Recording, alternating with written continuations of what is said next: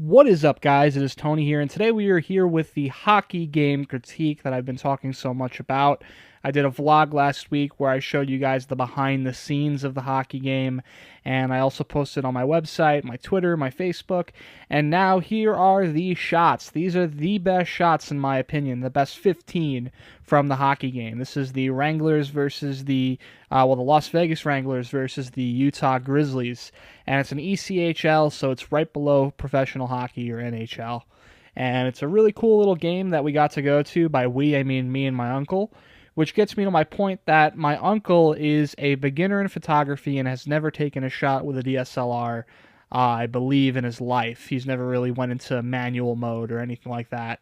So I basically gave him my T4i and I shot with my 5D. And basically, I have shots from both of our shoots. He took about 200 something shots. I took about 300 something shots.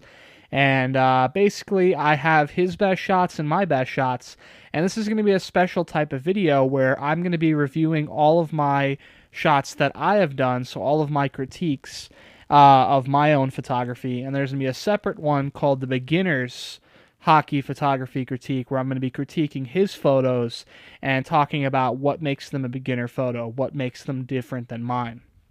So anyway, enough explaining. Let's go ahead and get into the photos I took of the hockey game. So the first photo you're going to see here is basically a photo I took when we got there. We got there about an hour early, and there were some guys on the ice doing their thing, and I decided to take a photo of them moving around. I also took a photo of the rink itself with a little bit of dimmer lighting and really interesting lighting scheme. I think these are both really cool photos because the thing I feel is most important is not focusing on one subject when you're at a shoot. If you're at a shoot where you're shooting models, maybe that's important, but when you're at a shoot that's like an ice hockey game, you don't only need to take photos of the players. You need to keep that in mind. You need to be able to create a story with your photos and tell a story about what's going on. Now, technically, this photo is relatively normal and good. It's at 1/200th of a second with 200 millimeter focal length, which is normal. That's very good. I'm shooting wide open, and I'm also shooting at ISO 10,000. So 10,000 was pretty much necessary in the situation, and I was trying to mess around with the 5D's ISO and seeing how far I could push it. And I got to admit, when you look at this photo, it's not that grainy for 10,000 ISO. I mean, this is pretty high up there in terms of ISO numbers. So next up, we'll look at this photo, which is another similar photo with 20,000 ISO. And once again, the grain is not that bad. Yeah, when you zoom in 1:1, you're going to see it. But when you zoom out, it looks as sharp as can be. If you told me this was 20,000 ISO, I'd laugh at you because it doesn't look like it at all. 1/200th of a second, blah, blah, blah. I'm actually shooting at 24 millimeters, so I probably could have moved down in my shutter speed, but with the 5D, I wasn't too concerned about that. The next photo we have here is finally when everyone's in the stands, well, the majority of them. I think this is like practice, about 20 minutes, 30 minutes before the game started. And the first Wrangler pops out, number 17, it looks like, and everyone's just chilling out, getting all in their seats and stuff like that. I thought I'd take a wide shot with the rink. It's an okay shot. The framing was, pretty cool. You can kind of see what's going on in the background. And you can see the settings up here. Pretty normal for 24 millimeters. And then the game starts. So this is actually, I believe, the first face-off. There was a fight. And basically, this is a shot where I purposely, I think I was manual focusing on this one because I didn't even know the game started. But I was purposely actually focusing on the people in the background. And the reason why is I wanted to get their reaction to the fight going on. And some of them are smiling. Some of them are kind of like, completely not even, reacting at all. And some people's like mouths are wide open. It's a pretty cool little shot. I think it's a cool shot to put into a hockey album rather than focusing on the fight itself.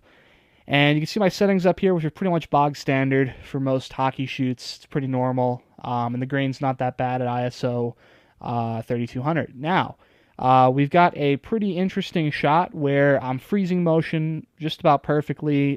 This is number 20, I believe, turning around, reacting to the puck moving. Good framing. I would say the framing is just about as good as it's going to get. I didn't cut off their skates at the bottom. This guy's here, but that's normal. I mean, most hockey shots you're going to find there is going to be someone on the left or the right, which is cool. Sometimes it adds to the perspective. It draws you into the photo. The only thing that bothers me is the hockey stick was extended very far, so it was difficult to get the whole hockey stick in.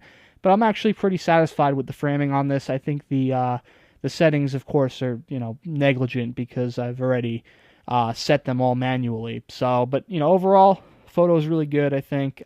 This is another one where the framing was pretty good on the action shot.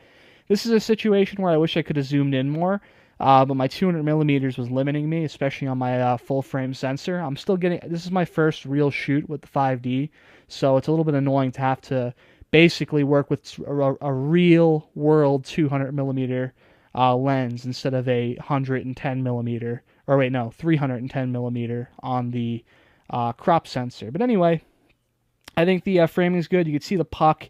You can see number 28 going in. You can see number, what is this, 10 trying to steal the puck. It's a good shot. I think it's a good action shot, and that's that.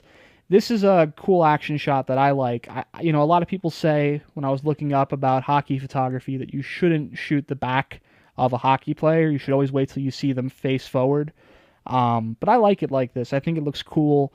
I think it's kind of cool how you're like behind him and you're looking at where he's gonna go, if that makes sense. And here's another one where he was coming around the side. Cool shot again. It was just, I think, right after this shot that I took that. Here's another cool shot. Just action going on. If I could zoom in more, I would have. But this is my max. But good thing I have a full frame sensor because I could crop in a little bit and show you what's going on. So it's pretty good. Sharp. You can see the puck there. You can see number 61 trying to get the puck. It's pretty cool. Here's a face-off. This is just a generic shot that I took leading into this. There we go, which is the fight that happened after this face-off. This is a really good shot. I think this is probably one of the best shots I've ever taken, period, because you can really see what's going on in the fight. You can see the emotions. You can see everything going on, which is cool. And then you also see this guy skating in full speed, getting ready to get involved, and it's just an awesome shot. And then I pulled wide so you can see, all the gloves on the floor and the sticks. It's a cool little series of shots there. I mean, this is a good photo story, if anything. So now later in the game, this is an example of bad framing. What I was trying to do is I was trying to get everyone in frame here, but I was shooting at 169, which is a weird number. I should have been shooting around 100. I would have got more in frame. I cut off this guy's stick. These guys shouldn't even have been in the photo. I should have either cut it here, maybe went to 200, and only had these two guys. But it's still a cool photo. The subject matter is awesome. But I definitely shouldn't have. This is bad framing, so I just wanted to put this in. And here's another shot. Like I was telling you, you don't only need to shoot the hockey players.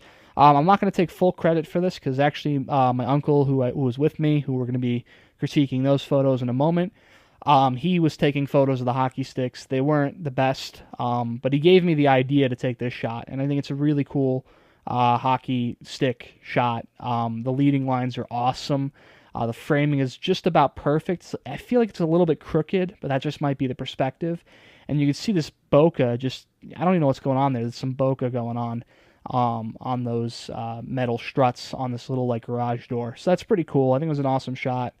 And this is the last shot. This is a decent shot ruined by this. I don't like the stick here. But it was just a shot of some guy taking a shot, and it was pretty good. Pretty good shoot here in terms of all my hockey photos. I think I got a lot of great ones. I even got published in a Las Vegas online newspaper called the Las Vegas Informer. So I'm actually going to link that below so you guys can go check that out. But yeah, so it's pretty cool. I got a lot of great shots. I'm planning on shooting again at another Wranglers game and maybe some other sports as well.